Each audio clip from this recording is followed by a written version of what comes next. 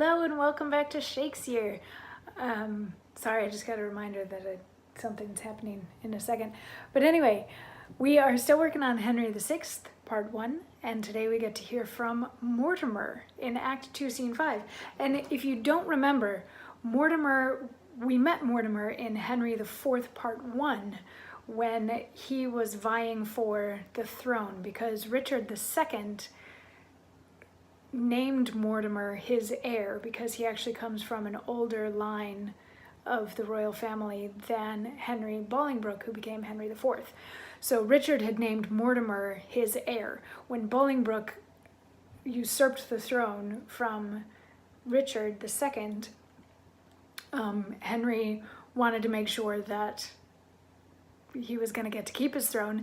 Mortimer was trying to revolt. Henry IV put him in jail, and he's been sitting in jail since that time, which means he's kind of an old man now. Granted, Henry V's reign was really short and all that sort of, so some of the chronology here might be a little smidgy muddled.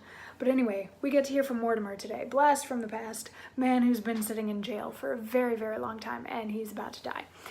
He also happens to be the uncle of Richard Plantagenet, who, if you remember from yesterday, is part of the War of the Roses thing. Those on Richard Plantagenet's side were taking white roses, and those on Somerset's side were taking red roses.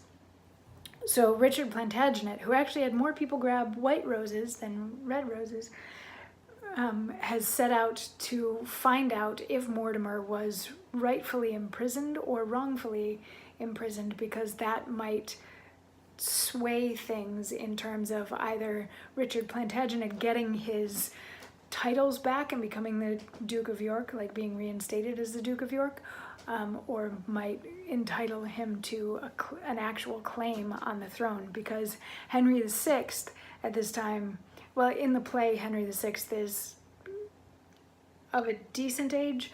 Historically speaking, Henry VI became king when he was like 2 years old.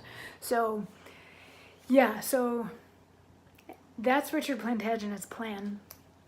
And today's monologue kicks off the scene, and Mortimer is carried in a chair, and he says, "Kind keepers of my weak decaying age, let dying Mortimer here rest himself. Even like a man new hauled from the rack, so far my limbs with long imprisonment, and these gray locks, the pursuivants of death, Nestor-like aged in an age of care, argue the end of Edwin Mortimer. These eyes, like lamps whose wasting oil is spent, wax dim as drawing to their exigent. Weak shoulders, overborne with burthening grief, and pithless arms like to a withered vine that droops his sapless branches to the ground. Yet are these feet, whose strengthless stay is numb, unable to support this lump of clay, swift-winged with desire to get a grave, as wedding I no other comfort have. But tell me, keeper, will my nephew come?"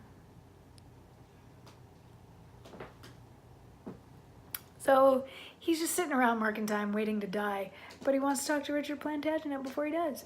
And fortunately, Richard Plantagenet wants to talk to him. So tomorrow we get to hear a snippet of that conversation. Or at least we get to hear what Mortimer tells Richard. I believe tomorrow is more Mortimer, right? Yes. And tomorrow is more Mortimer. So we'll get to find out how all of this plays out. Anyway, I'll see you tomorrow for that. Mwah.